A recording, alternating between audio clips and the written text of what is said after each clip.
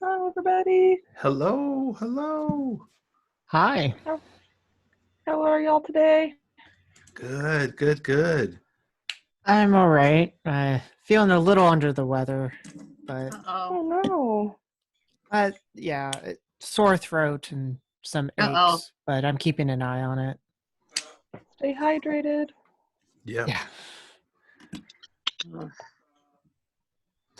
I've been hearing can you guys hear me? Mhm. Okay, great. I've been getting so much inundation on these on fake fake concerns about the virus and all this disinformation and misinformation. It's really taxing Mm-hmm. on the mind. I stopped watching the news. Yep, it's smart. It just makes you depressed. Honestly, I think the best thing is just to keep an eye on the local government webpage for your county or city and follow their directions and not really pay attention to other stuff. Yep. Exactly. Good idea. That's Hey, kinda Andre. what I do. Hello. I was unable to view some of the videos Oh. Yes. this week's session. Oh. Didn't Yeah. know that. I was too, but I just watched them. Okay. I was able to watch 2 of them, but the other ones I could not. Okay. Hey guys, I had the same problem. Yeah. I wasn't able to log into the website at all. It just kept spinning and said the server was unavailable or something like that. Okay. Oh, weird. I had some problems last week watching the video where you do the voice threads. It was like it loaded and I got about halfway through and then it was just like, nope. Were you doing it on mobile? No, I was using my Okay. laptop actually. Because I was having mobile issues, but when I got on the laptop, it was fine. Well, I will tell you that most of the things that we're doing are the volume at which we're doing this globally is really taxing the systems in a number of different ways. So I'm not surprised if some of the pieces weren't working as smoothly as we would have liked. But I love that video about the chocolate milk thing. oh, good. I'm Yeah, going to have my very good. grandkids watch it. Yeah, that was. Go ahead. Oh, I was just gonna ask, do I have a lot of like background noise? Can you guys hear me okay? Yeah, you're fine. Yeah, you sound great. Okay. I can hear I'm you sitting fine. outside today, so it's like, you know. So just so you know, I'm going to keep my mic manually mute for a lot of the time because my birds are having an attitude today. They're all kind of being loud at different points. Just especially when I'm today? talking. Yeah, it's weird. Usually birds have attitudes all the time. I just have to hope my phone doesn't ring because I have 3 little dogs and it sounds like a pack of coyotes every time the phone rings. So the race video, were people able to view that? Are we so different? That one. It No, was I couldn't view that one. slides. I hadn't tried that one yet.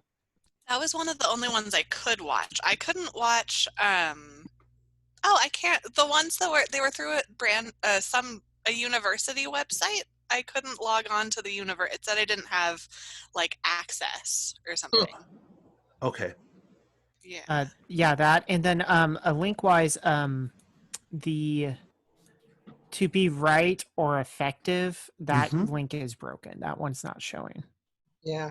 I was able to watch it just now, though. Oh, really? I mean, just before this, I've been watching kind of in a hurry, but I was watching them because I couldn't get in either. It was just a blank box. Yeah, that's what I was getting. But now it'll say open in a new window, and they pop up.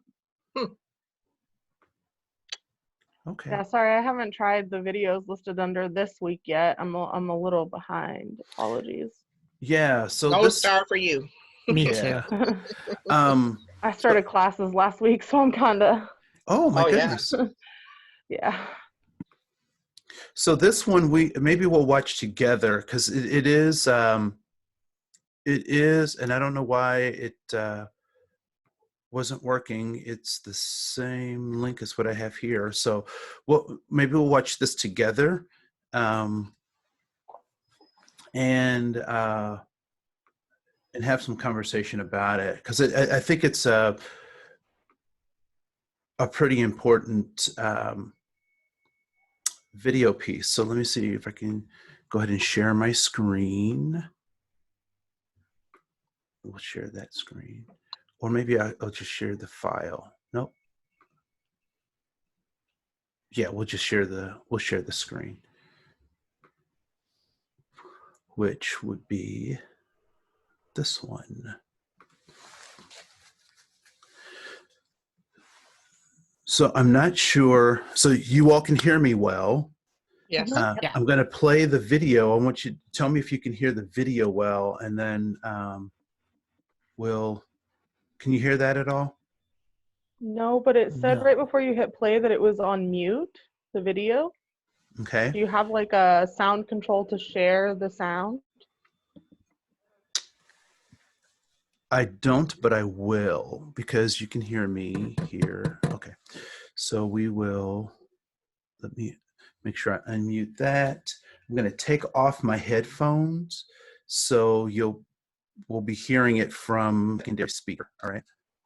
Is this the video where the guy is spinning the records? Correct. Oh, I saw that one. All right. Was everyone able to see that? I haven't watched it yet. Okay, so we'll just take it's a short, relatively short. It's 8 minutes. I'll go ahead and play it. You currently can see it. Hopefully, you can hear it as well. So I'm going to hit play. Are you all able to hear it? Yeah. Yeah. It's mostly visual anyway. Yes, it is.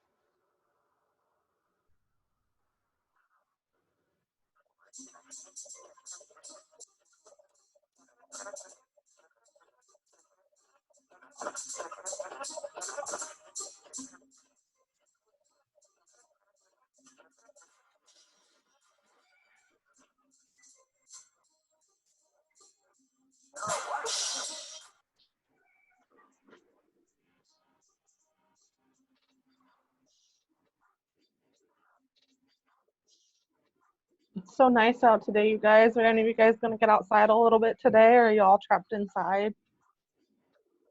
Oh, I've been doing lots of walking. Yeah. Trapped inside right now. Yeah. It's nice.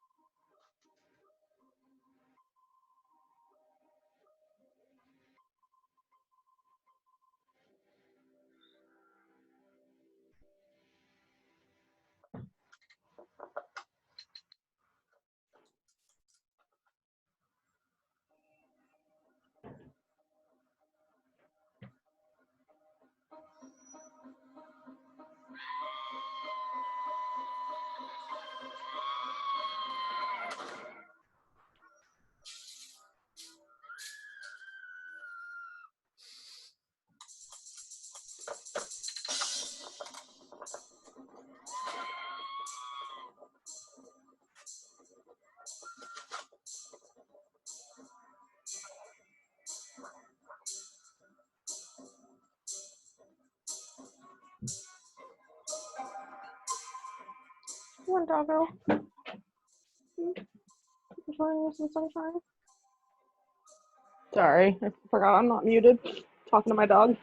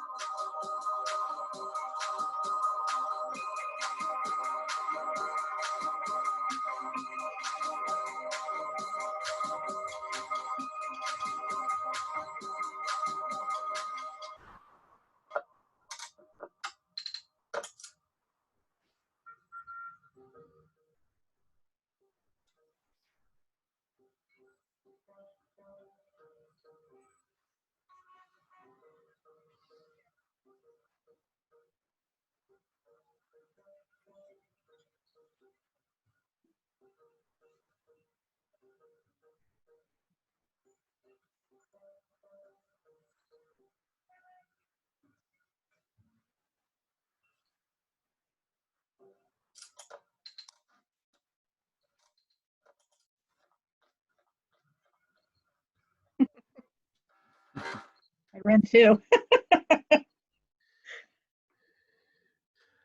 So, what if folks, for some of us have seen this, saw this previously. For those of you who just saw it today, what are you, what did you think of it? What stood out for you?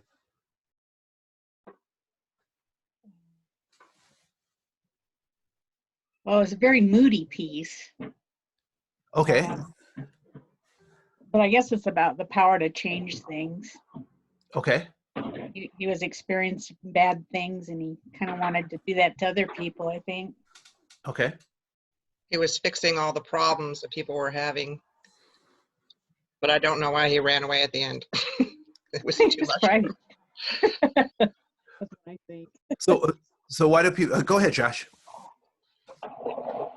So with him running away at the end, I think it's because you can't fix every problem. And the more you try, sometimes just more happens. That's why something new happened and he kept trying to fix that and that. And so he would be there all day, honestly. That's what I think. Josh, how often, I mean, how much can you work on a paper? There you go. See, that's the thing. Like sometimes, eventually, you just got to close your eyes and hit submit, right? Right. Because no matter how much you work on it and how much you touch upon it, it feels like it never finishes. Mm-hmm. I once had a professor tell me at the end of a quarter that one paper I wrote that quarter was the best I wrote in the entire quarter, and I looked at him and I said, "You're wrong." You know, because it just didn't feel like that to me. Yeah.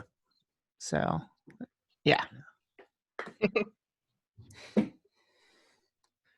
So what do you think what was the challenge in I refer to him as the DJ. So I'm not exactly sure what role he was playing, but I would just call him the DJ.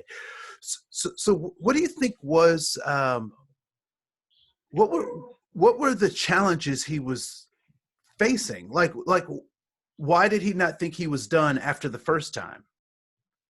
Because every time he fixed something, something else inadvertently happened. Mm-hmm. That was worse than the first thing. Mm-hmm. What do you think was a contributing factor to that? Oh, it's a real life situation. Sometimes your good intentions don't always play out the way you expected them. That's right. Sometimes our good intentions don't play out the way we thought they would, right? I know for me, and I don't know about anybody else if this has ever happened to you, but it certainly happened to me on a number of occasions where I walked into a situation saying, I know how to fix this. I know what's going on here. Let me just come in here and bam, make it happen. Sometimes with pretty disastrous results, either for me or for the people around me, right? And so when I look at that, when I look at the DJ, I have that feeling gets stirred up in me, or it reminds me of situations where I've just walked in and said, you know, I don't know if anyone's been placed in a leadership role, so to speak, and had to, you know, take on something, and people are looking for you to have the answers. And even if you don't have the answers, you are so compelled to have answers that you create answers, and sometimes they go awry. Has that ever happened to someone else? Oh yeah.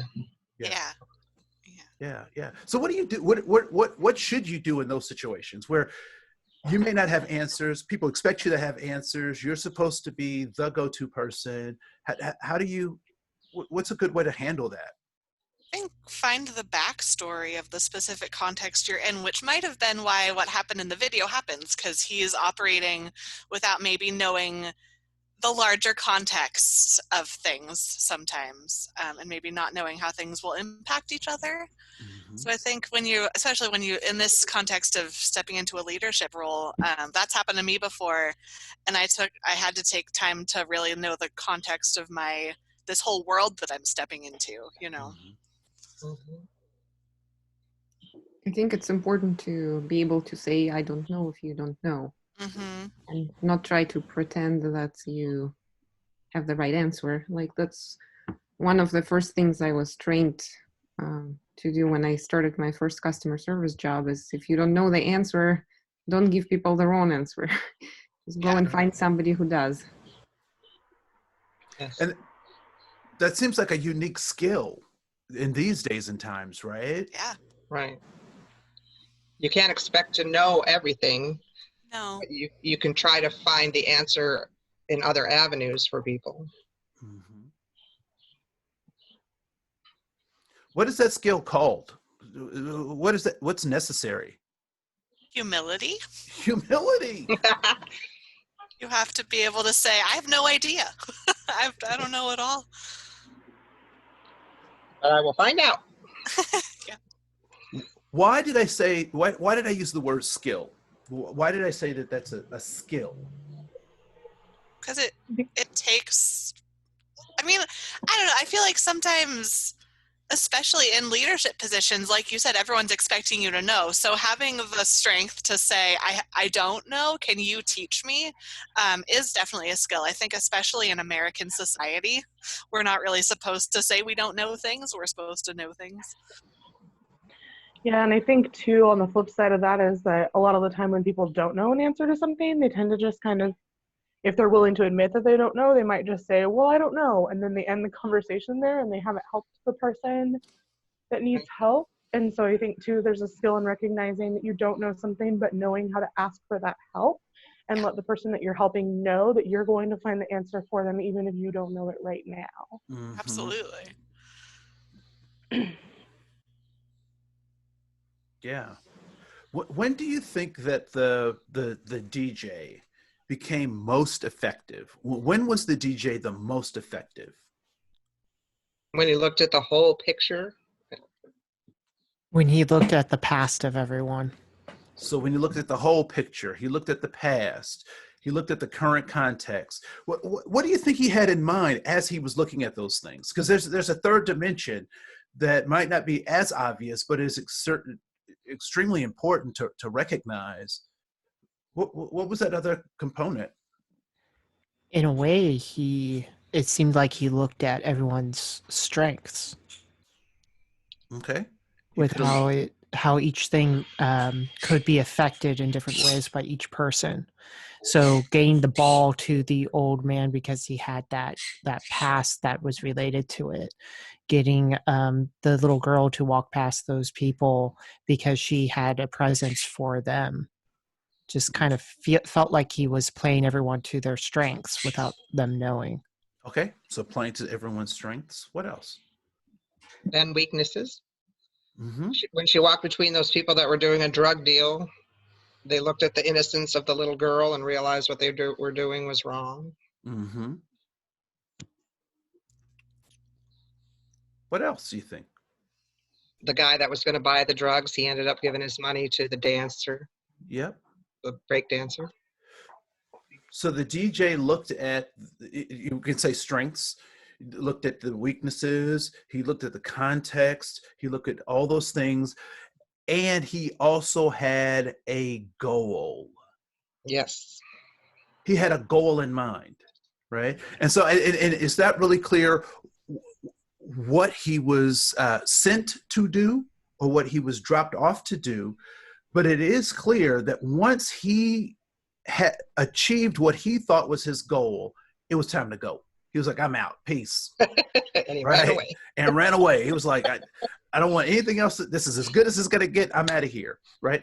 And so sometimes, particularly as leaders in leadership roles, if I don't have the answer, that's okay. But if I don't have a goal, that's never okay. Another thing is Yeah. he failed. Yeah. And what? And why is that important? Why is that? Why are we bringing attention to the fact that he failed? Sometimes we need to fail before we can get it right. Yeah. Sometimes we can't get it right the first time, right? so I don't want to suggest that we can't. But why it's important to recognize the failure on his path to success? Well, because that's part of leadership, is being transparent about, hey guys, I failed. I was trying this one thing and it failed for us in our context. Let's move forward and try another thing. So that's a pretty important skill and part of leadership.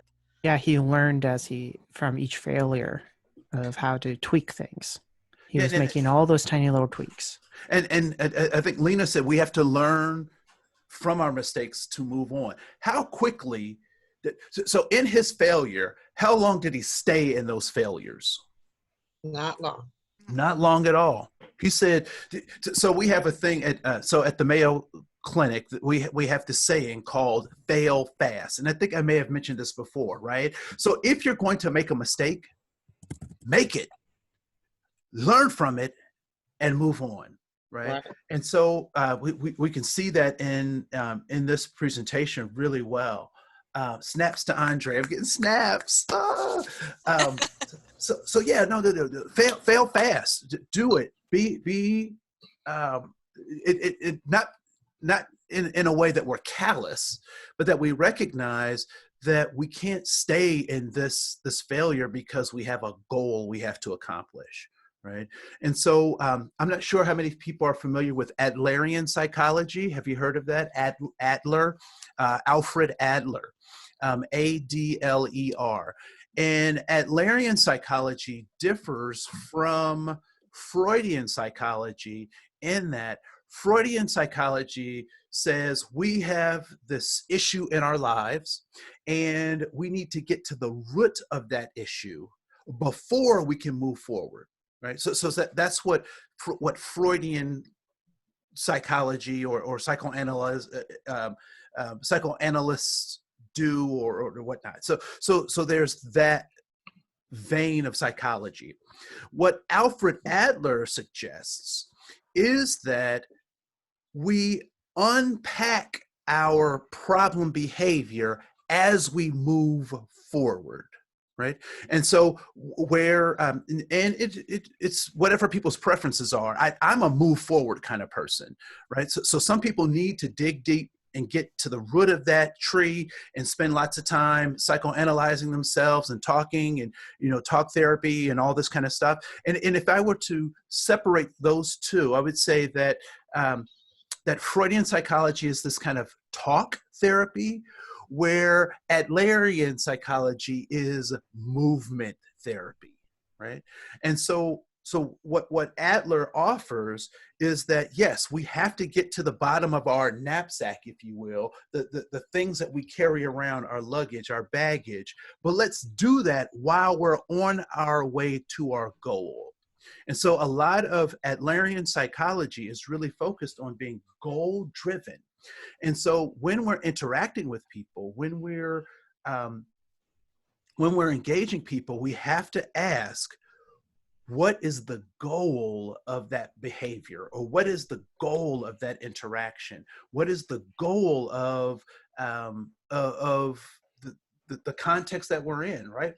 Because if we don't ask those questions, then a lot of stuff that we're doing may be either misinterpreted, misguided, misunderstood, when we have to recognize the goal. So a lot of, I do a lot of diversity work and stuff. And so, and I'll stop talking in a second because I want to hear your thoughts.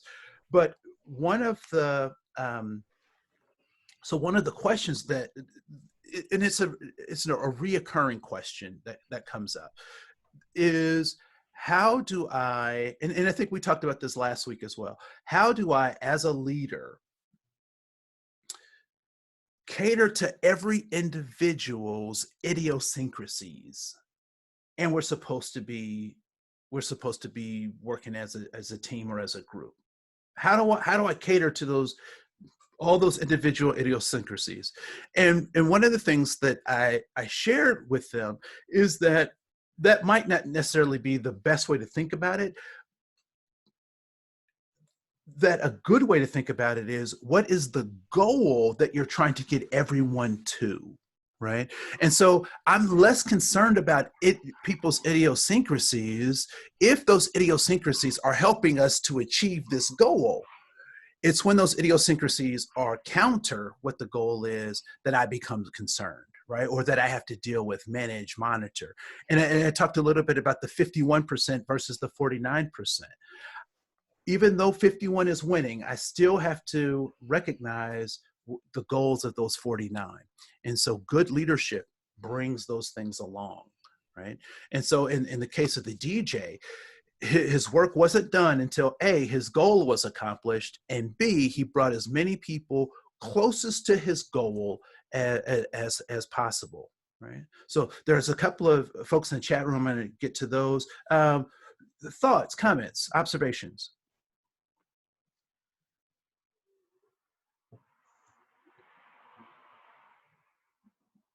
About what you just said, or about the video? Yeah, about what I just said.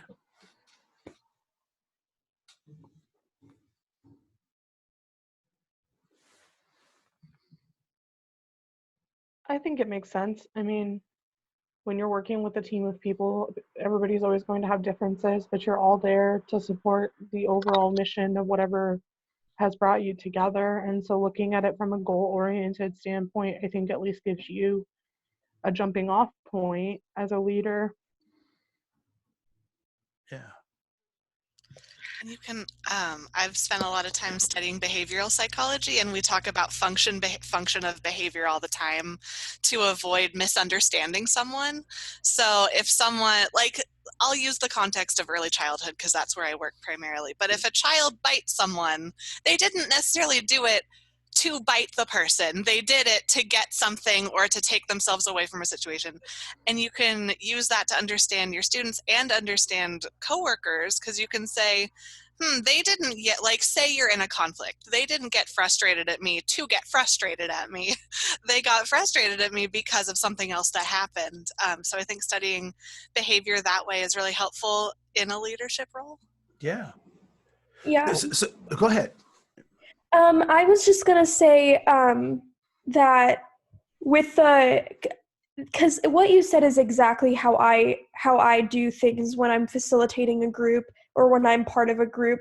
Is I take away the, I mean, obviously we're all people and we have to be kind to each other, but I take away taking things personally, and I make sure that everyone is aware that we have a goal. Let's meet the goal and not worry about, oh, was Deborah's idea good or is my idea better? It's not about that. It's about how we can best meet our goal. And so I really liked what you said, because that's exactly how I go about things too. Yeah. When we're goal focused in those types of ways, right? What does it take out of the equation that could be a barrier to goal achievement? So when we say, you know what, I'm going to focus on this goal, your idiosyncrasies, we'll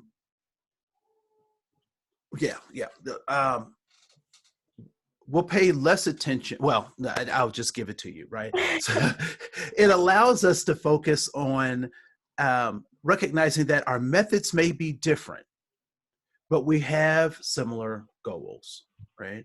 And so when we talk about, but people tease me about the fact, they said, Andre, and I'm not trying to make myself seem great or whatever, but I do think it's true. They said, Andre, you could facilitate a Klan meeting. You could be a facilitator for a Klan meeting. And I laugh because, I'm African American, and apparently, supposedly they don't, whatever. But why am I able to do that? Or I'll say things like, I love racists and I love bigots. Love them. Why? Because I know they weren't born that way, right? And so if they weren't born that way, then I can teach them something different. We can interact in a way that is uplifting, that helps them reach their goal. And I will tell you from my personal experience, if you can help someone achieve their goal, you have a friend and an ally for life, even if they don't look like or act like you, right? So go to the chat room. A couple of comments in the chat room. Somebody said I could be the next Black Klansman. I haven't seen that movie. I should probably see that movie at some point. Yeah. I did want to ask, for those of you in early childhood, and I don't want to put you on the spot, and I don't have the article in front of me, so I'm hoping that I'm soft pitching and you can help me. Is anyone familiar with the 4 goals of misbehavior? Anybody familiar with that? The 4 goals of misbehavior?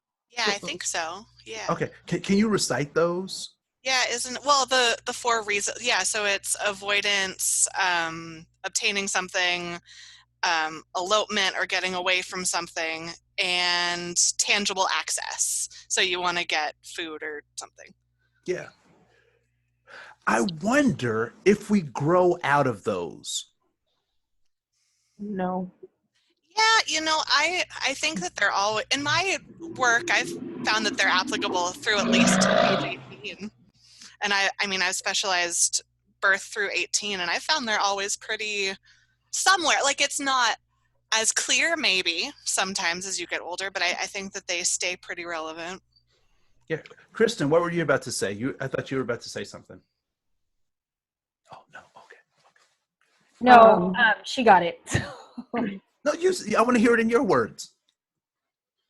I couldn't remember all four, so I was gonna just really just say my words were gonna just be getting away from something and avoidance, basically. So that's all I was gonna say. Yeah. I wasn't gonna elaborate. Yeah, no, it was a great elaboration. Thank you. Yeah, no, I think it's, I think when we think about those four things, those are the same kinds of things that were either, that could explain so-called aberrant behavior in adults. Like, I don't think that we actually change or grow in different ways than we do in our childhood, right? And you know, people can be very, I think personalities can change and that kind of stuff, but I think our core motivations as human beings can be tied to some of those early recollections and early learnings that we got as children. And well, I think, go ahead. I was gonna say, those are like, I mean, they're not just behaviors, they're basic needs, right? Like, essentially, like, maybe the way that we advocate for those needs changes over time, or the needs become more complex as we become adults. But when you look at the root, they're really the same things, and we all practice those things in our daily lives. We may do it differently than a child. Like, a child practicing avoidance, you know, may be difficult, and you know, maybe they don't like school, so they don't want to leave house in the morning, and they're throwing a tantrum because they don't want to leave because they're practicing avoidance. Whereas an adult, you may not want to go to work in the morning, but you still go, but maybe you don't talk to anyone because you don't want to be there. It's the same behavior, it's just being expressed differently. Absolutely, I agree with that. And we always talk about how you're taught academics, but you're not taught how to cope necessarily. And that's a relatively new thing in early childhood, is teaching how to express your behavior. Sorry. Okay, I'm done. No, this is the, so when we talk about this idea of being right versus being effective, then what becomes the measure? Because all of this stuff is true and we're all right, and they're the goals of misbehavior, and I don't believe that we change those. I mean, I think they get more nuanced as we get older.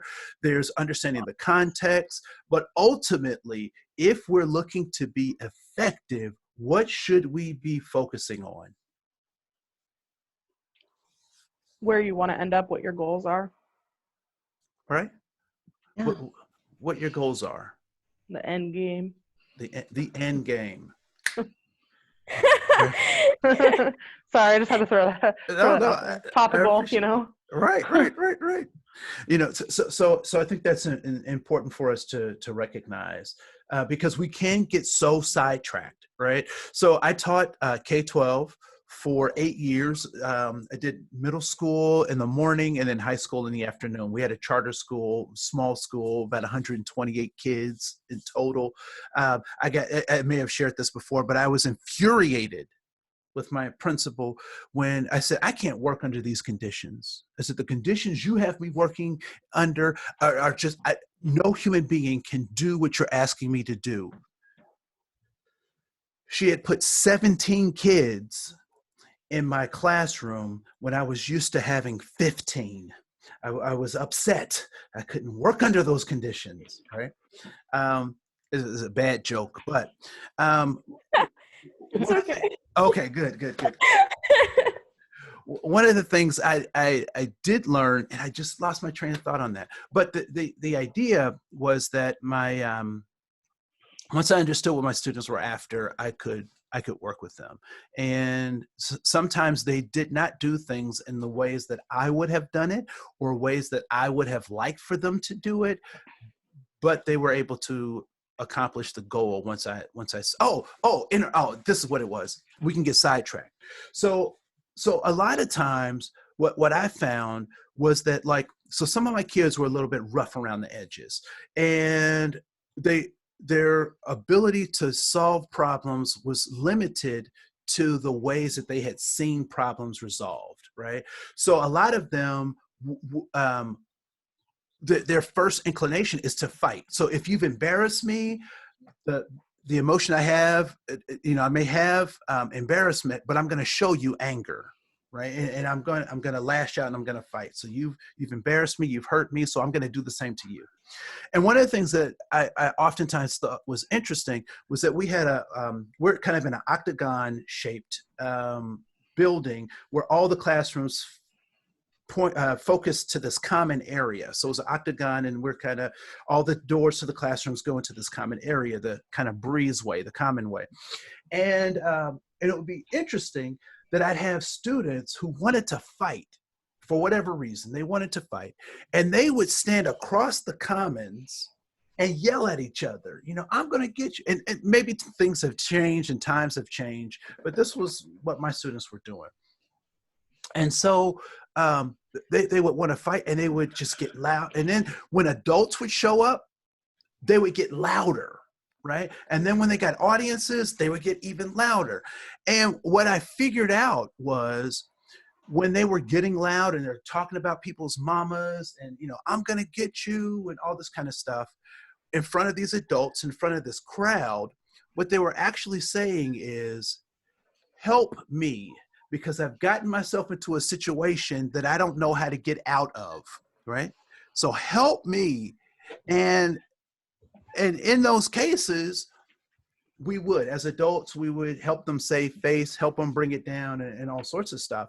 And so a lot of times, what we don't realize is that people can give us a set of behaviors that we think is incongruent with what their goals are, but the behavior is trying to get our attention to actually ask and sit down and talk about what their goals are, right?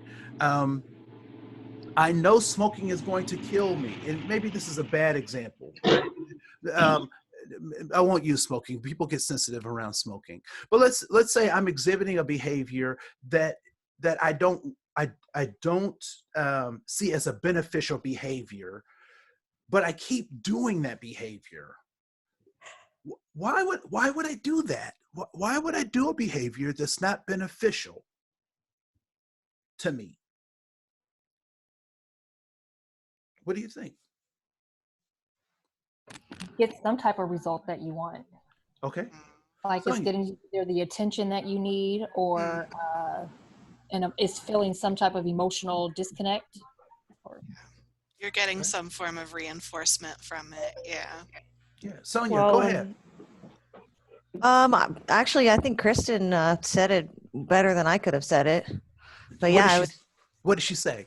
Oh, you know, I mean, it's still satisfied something, you know. They're going to get the attention that they want, or that's going to maybe even they don't even know, it could just be drawing attention to something else, like how you were saying, and that may not even be, they might not even be aware of that. Mm-hmm. Yeah. Well, and kind of like you had already said, you know, some of those things are just learned behaviors. If you don't know how to get what you need, you might do a behavior because it's the only thing that you've ever seen done in that situation. And even if it doesn't really help you, it's all that you know. Mm-hmm.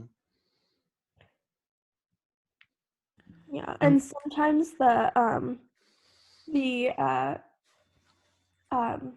my gosh, I lost the word.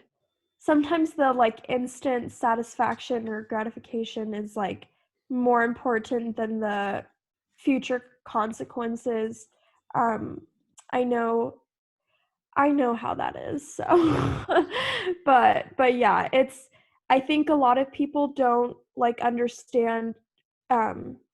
They think to themselves, and I'm not just talking about smoking, I'm talking about other behaviors as well, that like, oh, like, why don't you just stop? And it's like, it's a lot deeper than that, because it's just a habit. It's just habits that people build. But yeah, anyway. Well, there's other repercussions too. So say like in smoking, you know, the benefit of quitting is, you know, better for your lungs, better for your overall health. But then there's underlying things like, oh, I'm going to gain weight now, or I'm going to become a total grouch and nobody's going to want to be around me. So sometimes there's other consequences to quitting something like that. Yeah. Yeah. And I don't mean to pick on smoking because I know there are other things. There's some psychological stuff. There's some brain stuff. I mean, the endorphins get met. It becomes habitual. So I don't want to make light of that.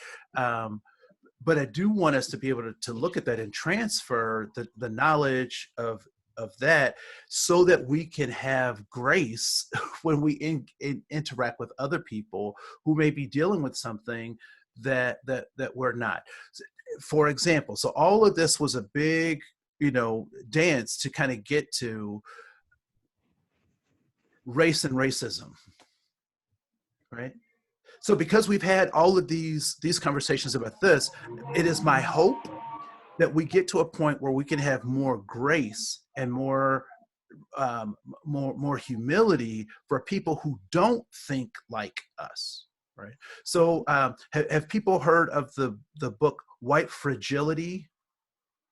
Anyone ever heard? Okay. And I may have talked about this before, or white privilege. Anyone heard those conversations around white privilege? I would suggest that those are good conversations to have.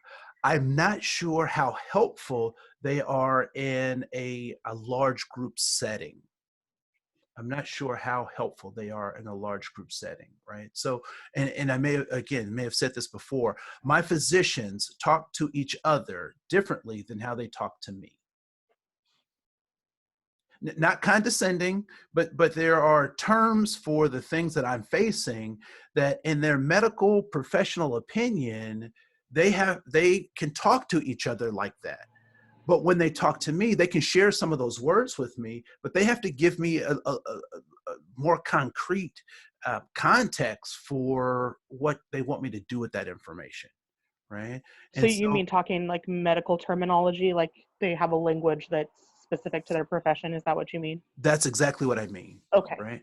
And so in this diversity work, we also have that same phenomenon or a similar phenomenon.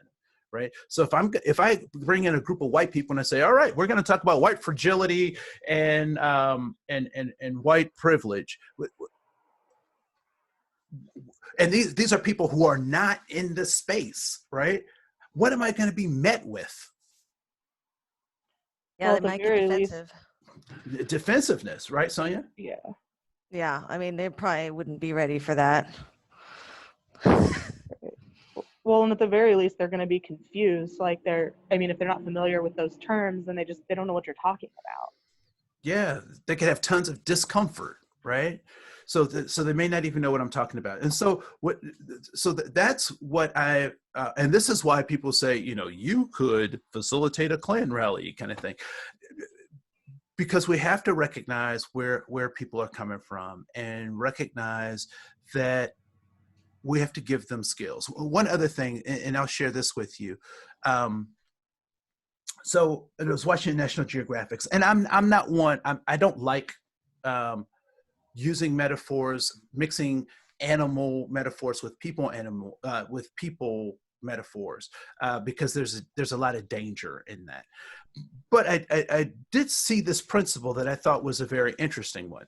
So they were doing this thing on gorillas. There was a silverback gorilla, and he's kind of walking through his territory, and he has his troop. He's the head guy of his troop. And there was a young gorilla that was encroaching on his stuff. And so the older gorilla sees him, and he grabs some grass and he throws that grass in the air, and the young gorilla kind of looks at him, and then he stands up on his on his legs, and he's beating his chest, and he's showing teeth, and he's and he's doing all this stuff, and so the young gorilla walks away. He's like, I want no part of this, right? And it wasn't until I understood exactly what was going on that this principle raised itself for me, which was, so why do you think the gorilla was throwing grass in the air and showing teeth and beating his chest and making all this noise? What was he saying? This is my space. Stay out of it. This is my space. Stay out of it. You're not part of our family. Get lost. Get lost. You're not part of our family. What else?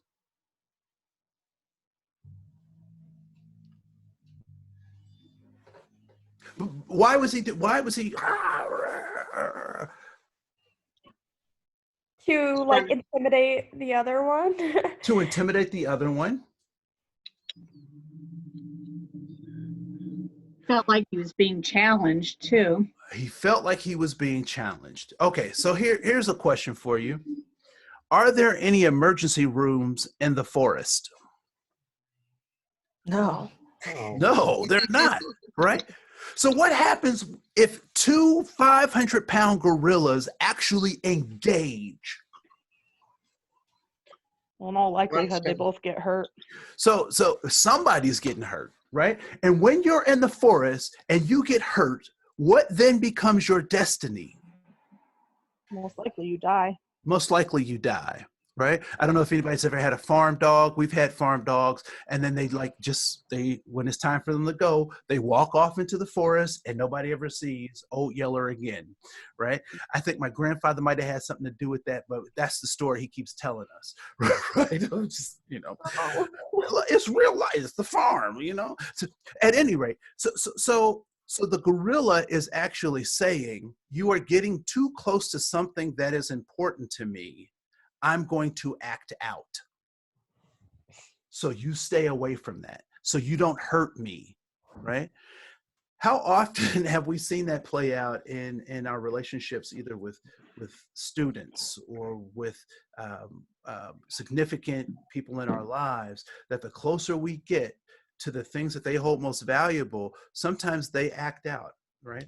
There's a movie I'd encourage you to see, particularly if you have, whatever. It's called Instant Family with one of the Wahlbergs. Is it Mark Wahlberg? Instant Family, great movie, clean movie. It's about adoption and the reality of it, as much as they can show in Hollywood.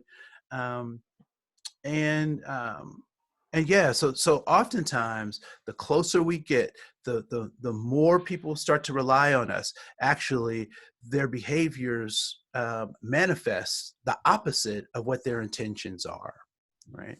And so when we think about, you know what, I'm gonna go back to smoking just for a second.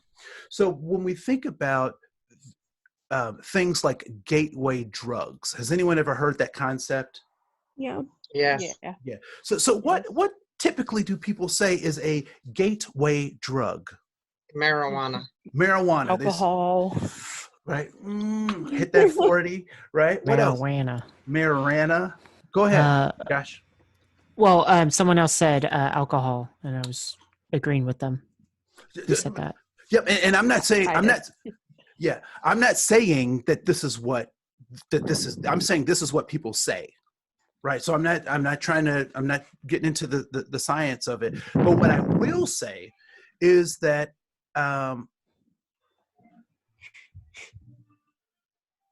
I think we've missed an opportunity to actually to name something, to label something that could actually be helpful. And so what I would suggest that we should be thinking about in terms of gateway drugs is trauma.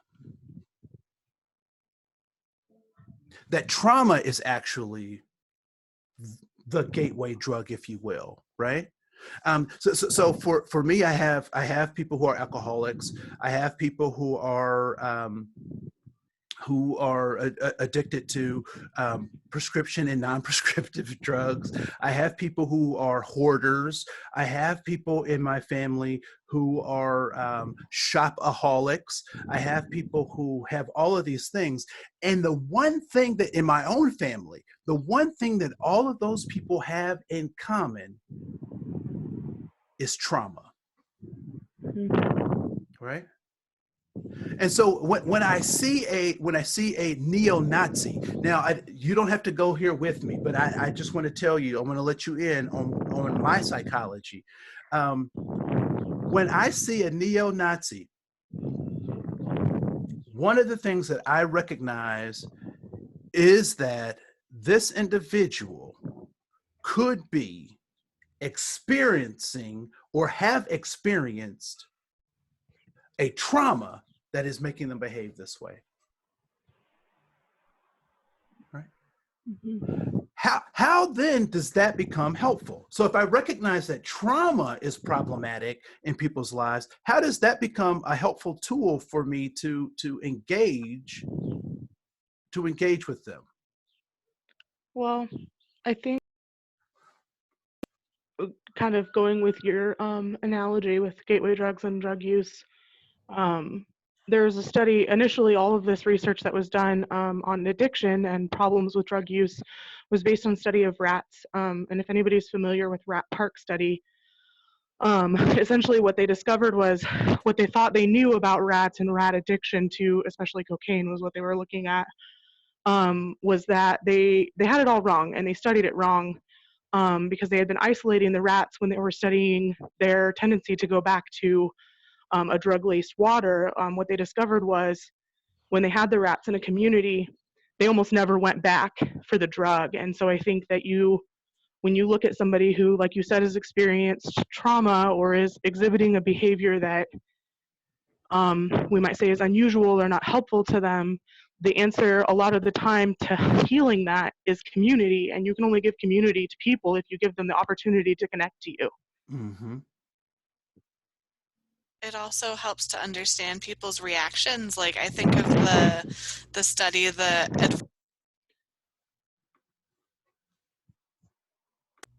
think I got muted. Sorry. I think of the adverse childhood experiences study that shows exactly what we're talking about, how trauma has an effect on both your physical and mental health. And sometimes if you don't consider trauma something that you might be doing in the environment, might be accessing that trauma, and so the person can't heal from it and all that good stuff. Yeah. Yeah, no, I love the ACEs study for that tool.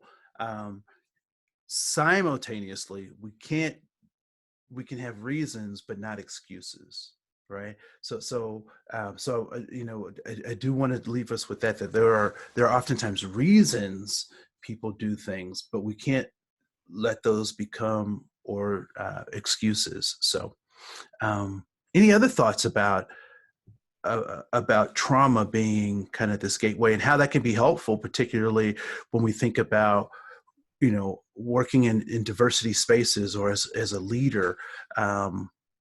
Thoughts? Yeah, I have a thought. I wanted to kind of, Britannia, I really liked what you said because I feel like if people don't have community, that allows them to stay in the place that they are. And I feel like a lot of the time, if in the context of addiction, a lot of people kind of might automatically judge that person and then shun them away from even getting to know them or knowing anything about them. And then that person is left alone. And if they're not left alone, they're going to be surrounded by the same people who are having the same addictions, and then they're going to be stuck in that circle. Another thing is that I really agree with what you're saying. I'm snapping over here because I feel like something that I have practiced in like the past couple of years is not taking people's behaviors and what they say on like the surface, and really understanding, okay, what has this person gone through that is causing them to behave in this way, say the things that they're saying, have the ideas that they have. And by thinking that way, I don't take things like as personally, and I dig deeper. And that's what allows me to have grace for others, is be like, okay, this is a lot more than what they're showing right now. This has roots to other things.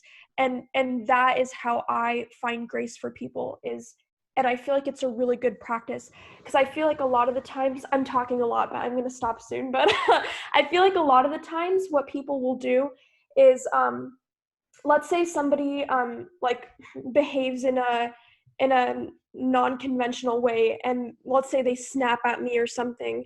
And I feel like a lot of people, if they're snapped at, they're going to get upset by that. They're going to take it personally. And I'm not saying accept being disrespected, but I think at the same time, there are people that I've met who have gotten through trauma themselves. And then I realize, okay, they're behaving this way because they're triggered. This is the way that they've been taught to behave. So if we find ways to have grace for people, I'm not saying be tolerant to disrespect at all, but I just think it's really important. I'm going to repeat it just one more time, to never take behavior for what it is in that very moment. And I'm done now. So, but yeah, that's what I have to say. Others' thoughts?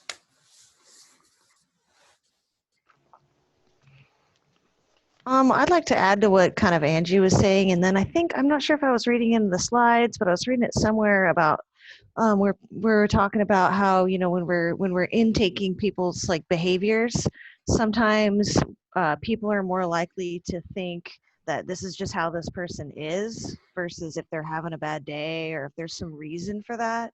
And I just think that's something that we need to just kind of keep in mind, like what's going on in this person that day. Yeah.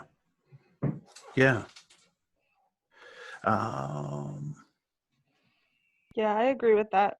I think, behavior is not a one-off thing. It's a pattern. It's one thing to see a pattern of behavior. It's another thing to see somebody act in the moment. Yeah. And all human behavior is goal directed, right? And so if I don't understand the behavior, then I have to try to understand the goal. And so how do we do that? We do that in relationship. We do that in other mediation tools, right? So there are certain, and there are also things that training will never fix, right? So some organizations, oftentimes they'll have a problem and they'll say, well, we just need sensitivity training, or we just need diversity training, or unconscious bias training, or even sexual harassment training, right?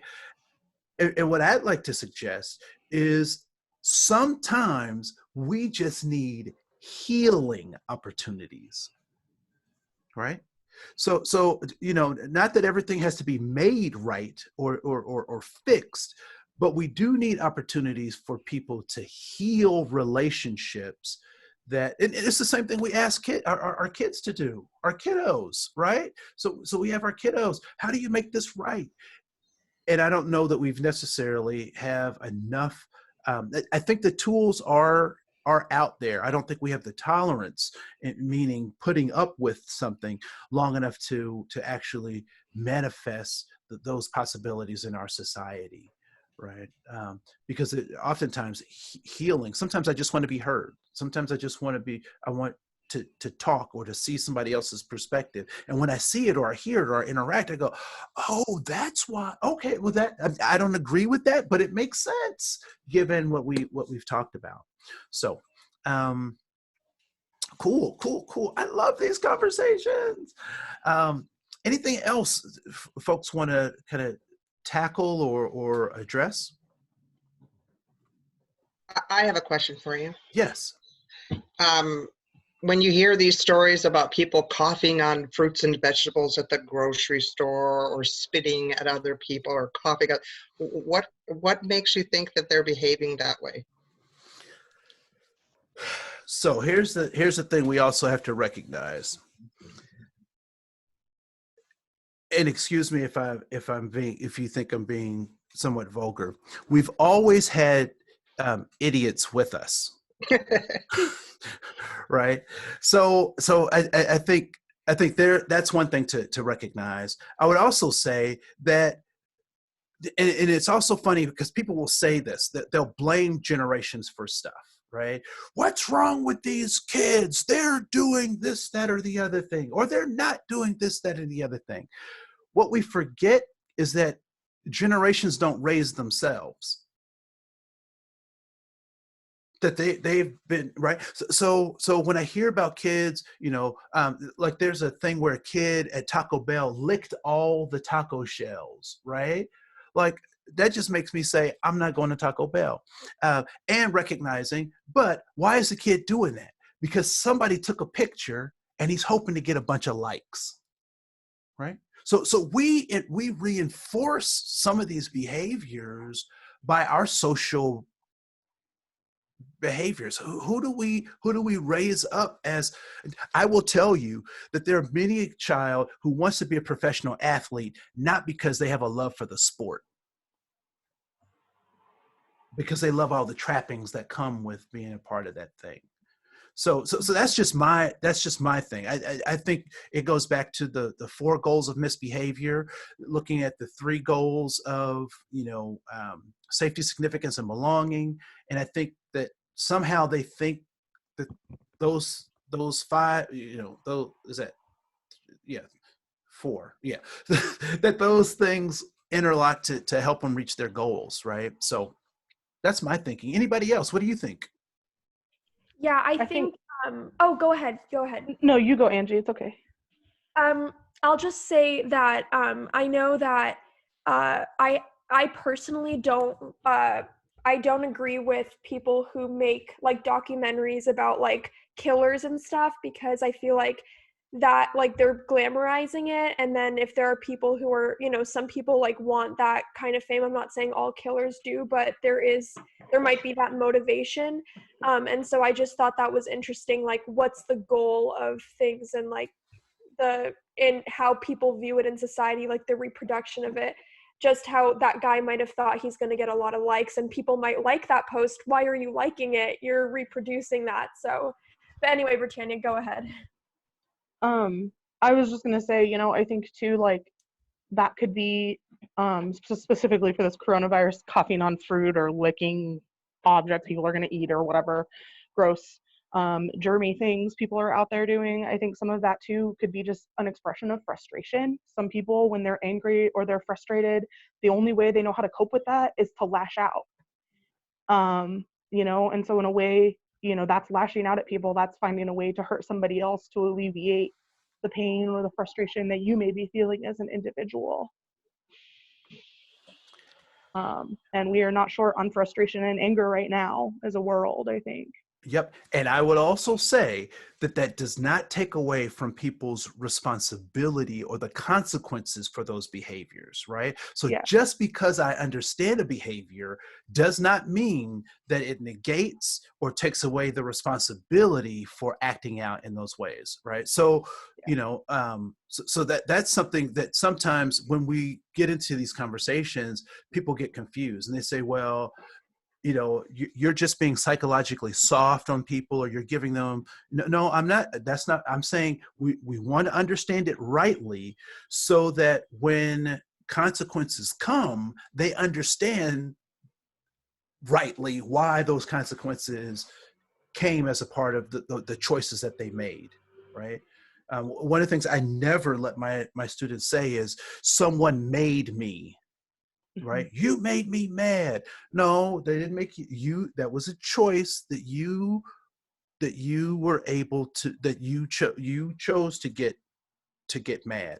And they're going to keep doing that because they know that you'll keep making that choice. Right? So you get control of that kind of stuff.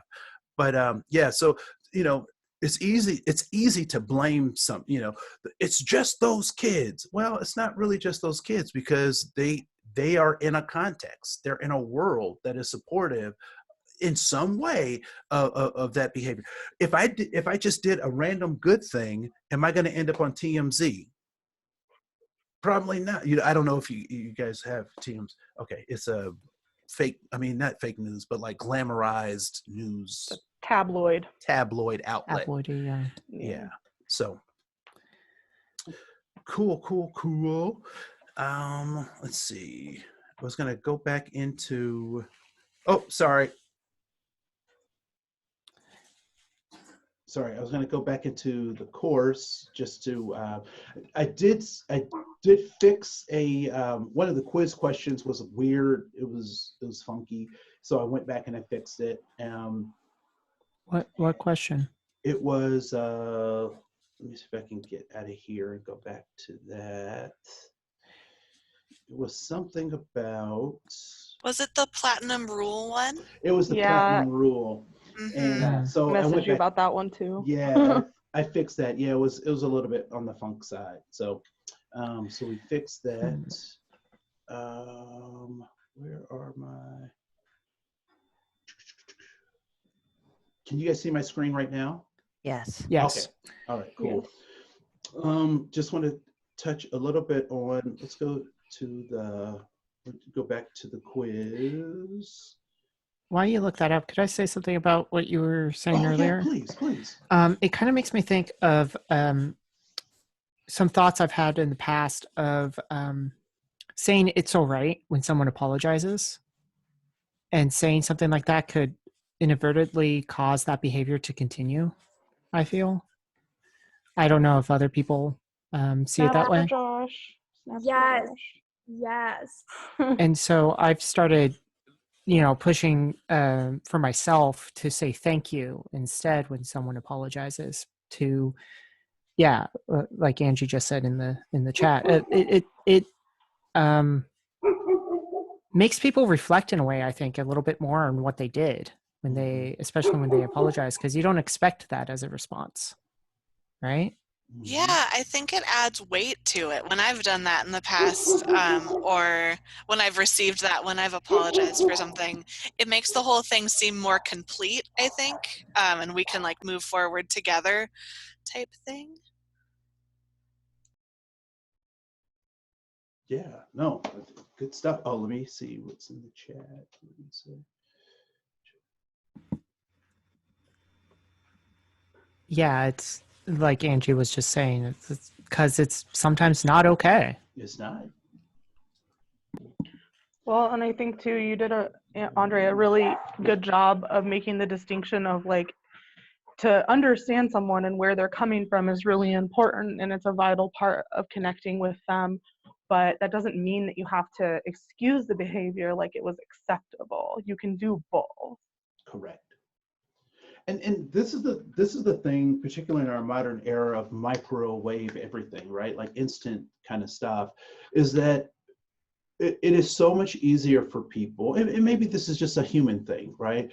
To look at things through these polarized lenses, that it's either this or that, when the truth is that it's probably an amalgam of both at the same time. And so being able to think about those things in critical ways oftentimes can be difficult for people, only because they've made the choice not to do it on a regular basis, right?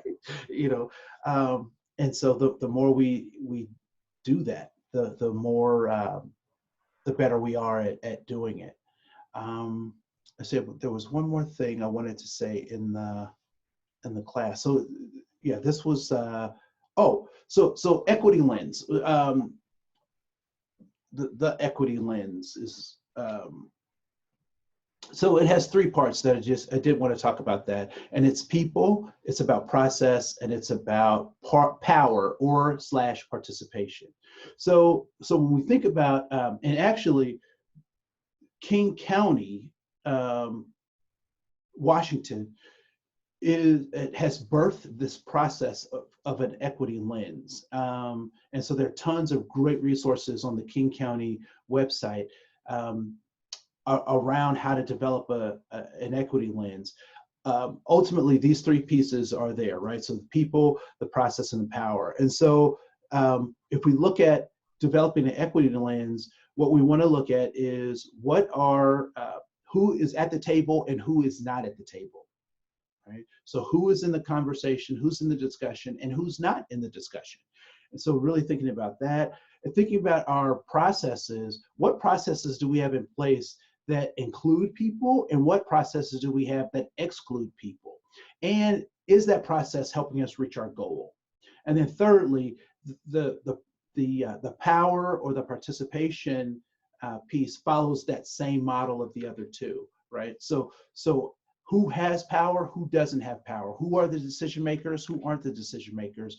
And is that how we want to operate, right? So do we want to operate in terms of giving people access to power in a consensus model? Do we want to use a 51% democracy model? Do we want to do, how do we want to establish how decisions are made? And so when we think about that equity lens, those are the 3 points that are important to recognize about the equity lens. Right? And so there are some pieces in this week's discussion that I'd like for you to kind of think about.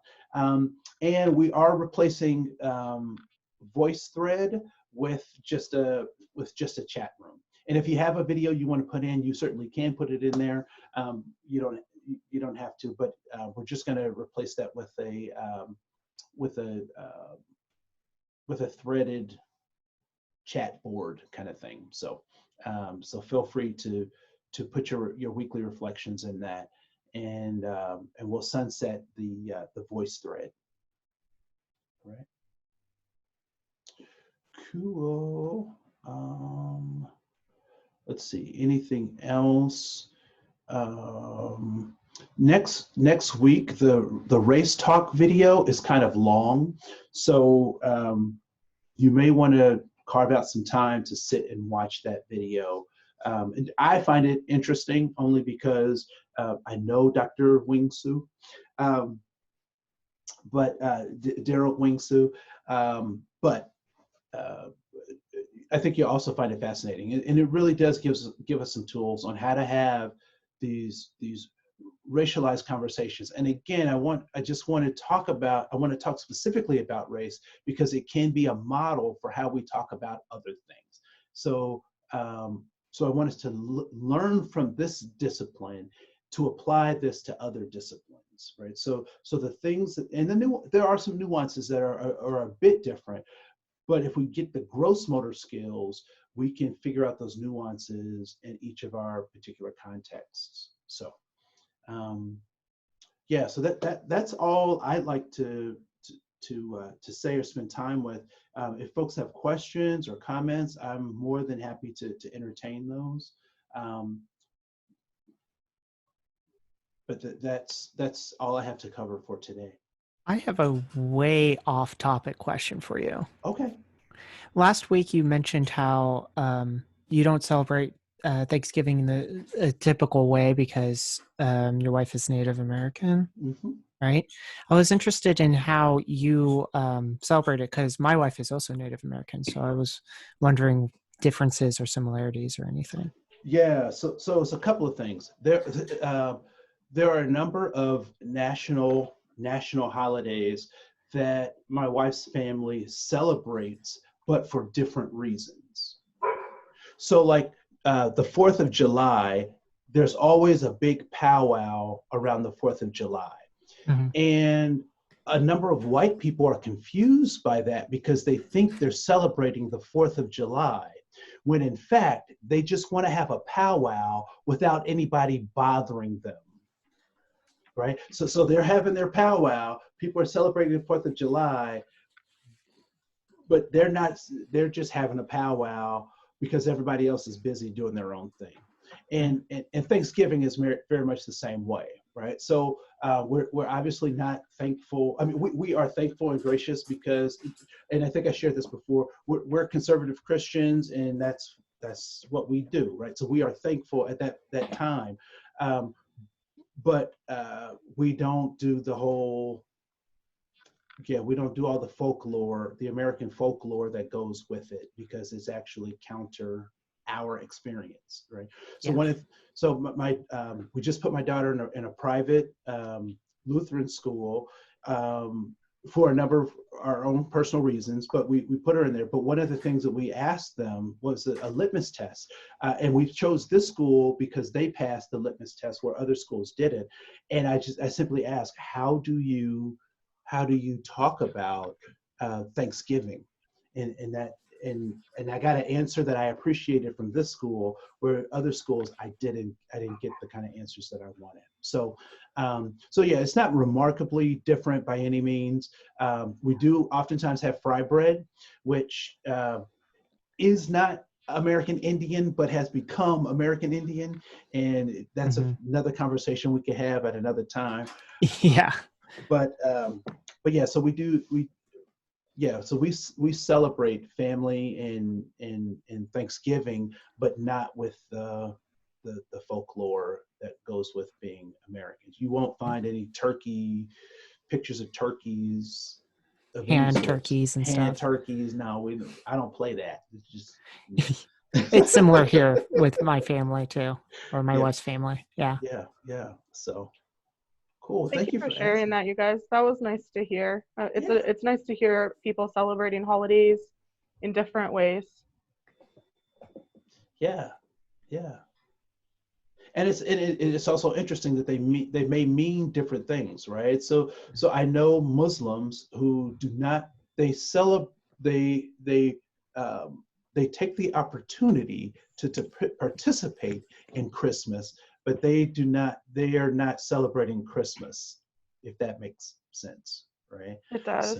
So Well, they're not celebrating Christ, but they're celebrating Christmas. I feel like you can still celebrate Christmas without celebrating Christ. So. And I don't know if that's what you meant.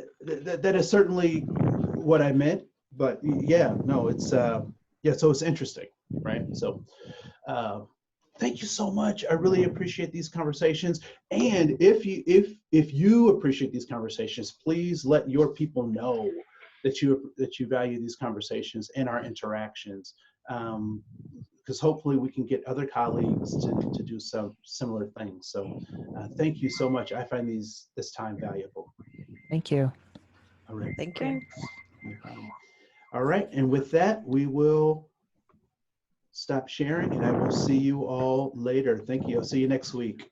Bye. See you everybody. later. See you next week. Bye.